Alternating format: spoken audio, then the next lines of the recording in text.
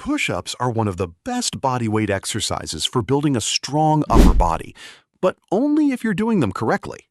If your form is wrong, you're not just wasting reps, you're slowing your progress and increasing your chance of injury.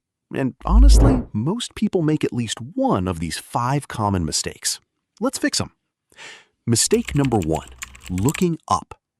When you lift your head too much, your neck and spine lose proper alignment, which creates unnecessary strain.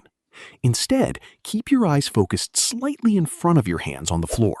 This helps your head stay neutral and your spine stay straight. Mistake number 2, elbows flaring too wide. If your elbows stick out at a full 90-degree angle, your shoulders take too much pressure and become more vulnerable to pain or injury.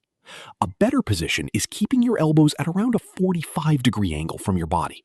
Your body should form more of an arrow shape, not a T. Mistake number 3, hips dropping down. Sagging hips put too much stress on your lower back and make the push-up less effective. Instead, tighten your core, squeeze your glutes, and maintain a straight line from your head all the way to your heels.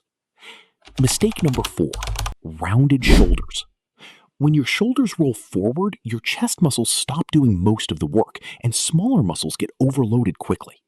Instead, keep your shoulders pulled back and your upper body tight during every rep.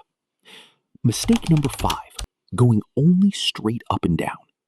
Push-ups are not just vertical movement. If you only move like an elevator, you miss better chest engagement. Instead, think about pushing slightly forward as you press up, like you're trying to push the floor away from you. Now that your push-up form is fixed, your reps will be stronger, safer, and way more effective. Train smart, not just hard.